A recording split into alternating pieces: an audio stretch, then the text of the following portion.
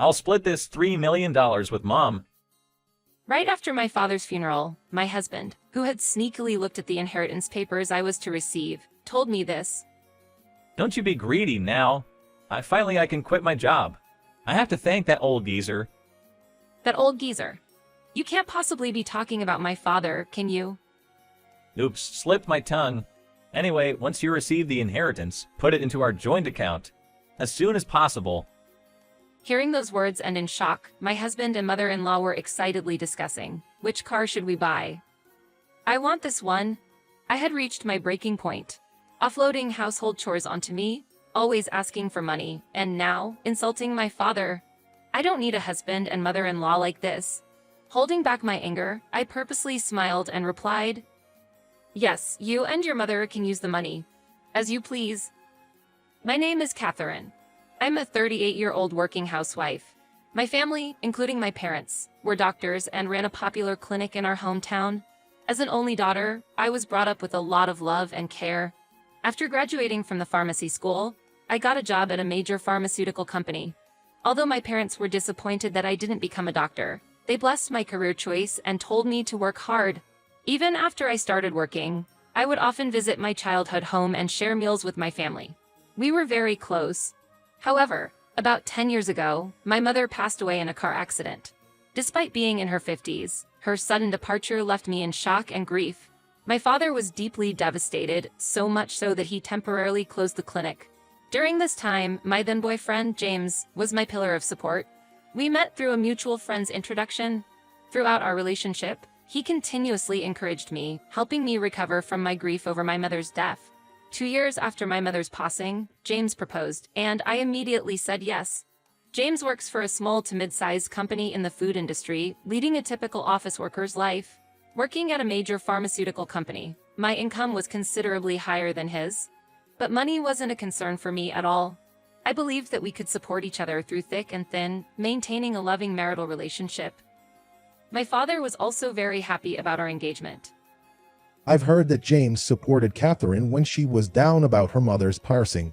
I'm truly grateful for that. Please continue to take good care of Catherine. Saying that, my father narrowed his eyes in appreciation. Standing tall, James responded, "I will make sure she is always happy." I looked at the two of them with a warm, happy feeling.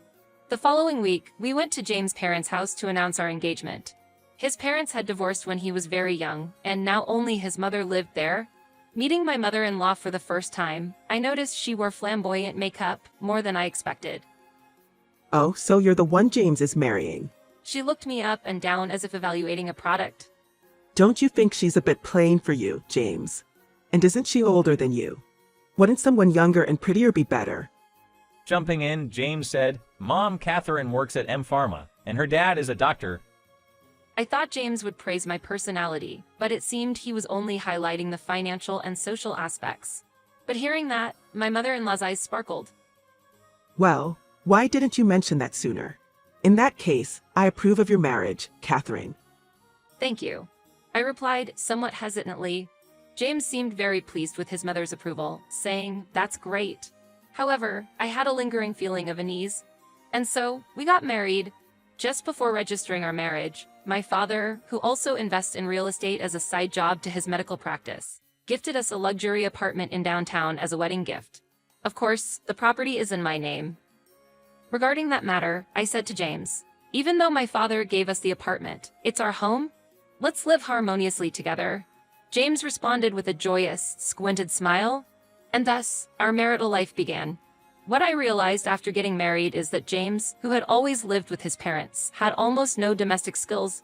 He not only didn't know how to cook, but he didn't even know how to use the washing machine, nor did he try to learn.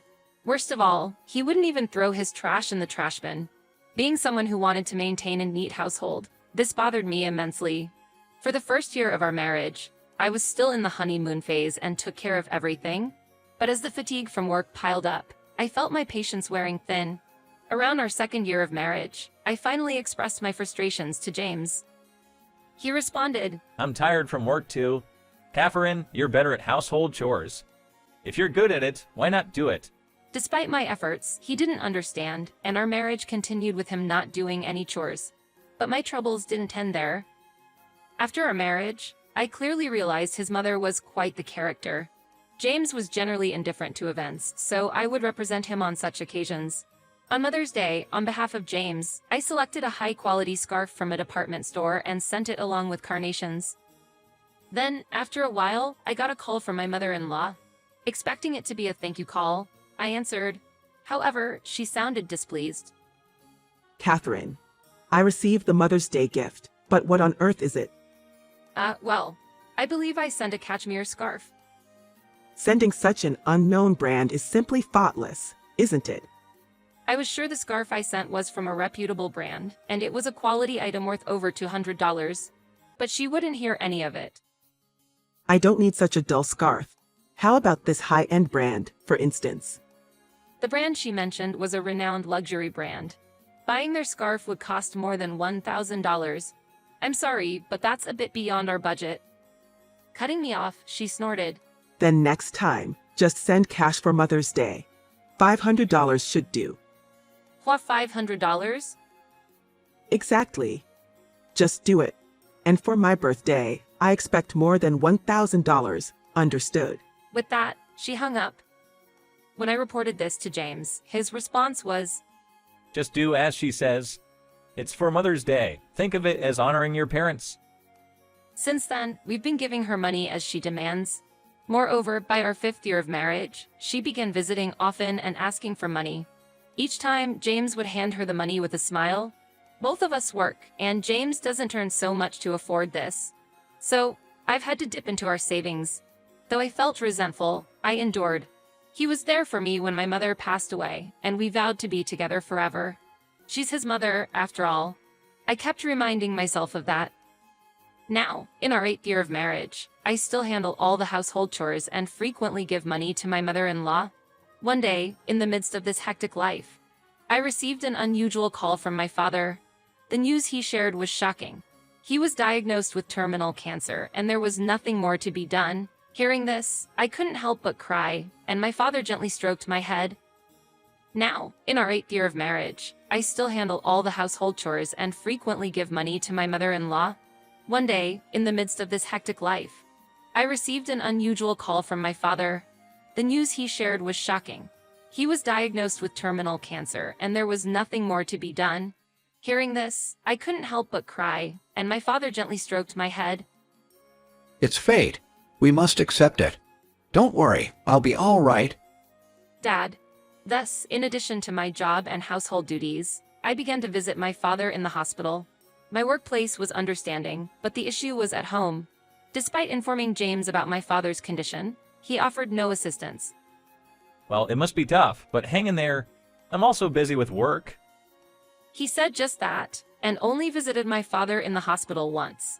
At that time, my thoughts were consumed by my father's condition, and I had no time to think about James. If I had any spare moments, I wanted to spend them thinking about my father. One day, my father suddenly asked me, Catherine, is your marriage going well? Well, thoughts of James's behavior and my mother-in-law flashed in my mind, leading to my hesitant response.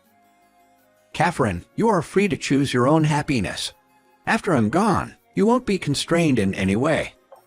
Dad, I found myself shedding tears in front of him again. He firmly gripped my hand. And 3 months later, the inevitable happened. My father passed away suddenly. I was consumed by grief and had to arrange for his funeral. As for James, even seeing my state, he didn't offer any help. Nevertheless, I was too busy to pay attention to James. A large number of mourners came to my father's funeral, and I believe it was a good send-off. Both James and my mother-in-law attended it. The day after the funeral concluded, I received a phone call. It was from a lawyer talking about my father's inheritance. I met with the lawyer and got briefed. The details were astonishing. Even after taxes, my father's assets amounted to well over $3 million. Apart from his income as a doctor, he had made some investments, which had grown to this large sum. He had willed all of it to me, his only daughter. Trembling at the sheer amount, I somehow managed to complete all the necessary procedures. While looking at the documents handed over by the lawyer at home, exhaustion overcame me, and I fell asleep on the couch. I woke up to the lively voices of James and my mother-in-law. James, mother-in-law? Why are you here? As I spoke out, James turned to me with shining eyes. Catherine, well done. Why didn't you tell us earlier? What? My eyes widened in shock. To my surprise, James was holding the inheritance documents I had received from the lawyer. Hey, why are you looking at those without my permission? It's $3 million. Isn't that amazing? This secures our lives forever. What? As I looked on in confusion, James's expression turned serious. We, my mother and I, will split this $3 million. What? You shouldn't be greedy. Finally, I can quit my job. I owe it to that old geezer. When you say old geezer, are you talking about my father? Oops, I misspoke. Anyway, transfer the inheritance to our joint account soon. Both my husband and mother-in-law were excitedly discussing, which car should we buy? I want this, and so on. That was the last straw for me. He pushed all the housework onto me, took my money, and now insulted my late father. I didn't need such a husband or mother-in-law. Holding back my anger, I deliberately smiled and said, "Sure, you and mother-in-law can spend the money however you like." You're so understanding. Well then, work hard, just like a workhorse. I don't want our savings to decrease too much, you know. I was just nodding along to what my mother-in-law said. From the next day, James and my mother-in-law began spending money lavishly. James quickly quit his job and my mother-in-law moved into our home unexpectedly. They would go out early in the morning and come back with several bags from high-end brands. The 3-star restaurant we went to today was all right. For newly rich people like us, it felt a little lacking. And they treated me like a maid, having such conversations. I guess James thought my father's inheritance would be transferred soon, as he was withdrawing money from our joint account without my permission. Our savings, which were around $100,000, were rapidly decreasing. What are you talking about? We're about to get $3 million soon, so this amount is no big deal, right? I warn you. But James didn't pay any attention to my words. A month later, James and my mother-in-law left for a trip to Hawaii. Of course, they didn't invite me. After seeing them off, I immediately started actions for divorce. A week later, as I was relaxing at home, there was a loud knock on the front door. When I looked through the peephole, there were James and my mother-in-law back home wearing Hawaiian shirts. "What do you want?" I asked coldly. James raised his voice.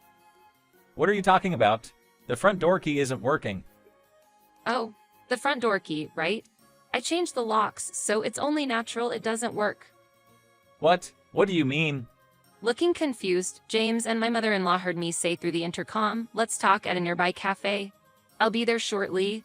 Although they were shouting in protest, they soon left when they realized it was futile.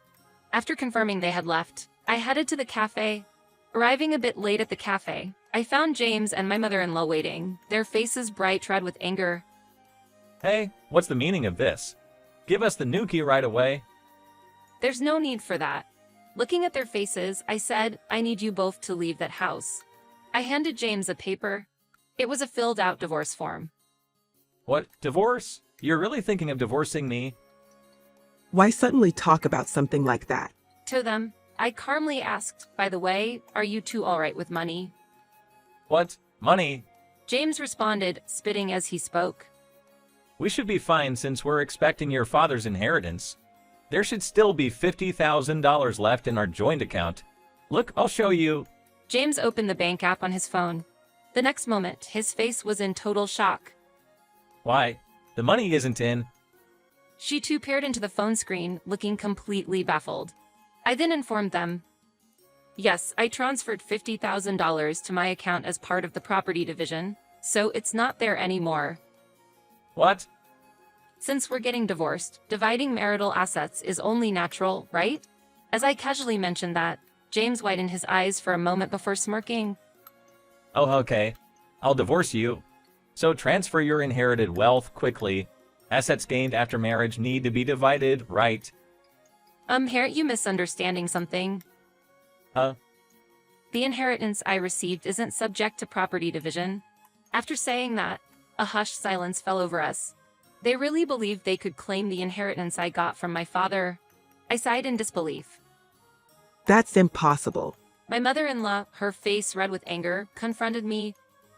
Then go and check it yourself. I coldly told them. James then started searching on his phone. Property inherited by one spouse from their parents becomes individual assets and isn't subject to division. Are you serious? Hey! James and my mother-in-law were shocked. Desperate, James pleaded with me. Hey, Catherine, let's not divorce. I don't have any savings left. I won't be able to survive if you leave me. Seeing him like that, I firmly told him off. Enough with your nonsense. Take responsibility for what you've done. You've treated me like a gold digger and like a maid. I will never forget what you did to me, and I will divorce you even if it means taking it to court. My outburst surprised my husband James and his mother, who let out a pathetic whimper. Leaving them behind, I quickly exited the cafe. Later on, James and I got divorced. The $50,000 I had moved was recognized as a part of the property division, allowing me to finally kick James and his mother out of our home. James, having spent all the money from the property division, was left penniless after the divorce and was then swamped with credit card bills from overseas trips and various other expenses. Eventually, James and his mother had to borrow money to pay off their debts, and are now living in a run-down apartment, working tirelessly to repay what they owe. As for me, I sold the apartment I lived in with James and moved into the apartment my father used to live in. While I still work, thanks to the inheritance my father left behind, I'm not facing any financial issues. I'm grateful to my late father and aim to cherish every day.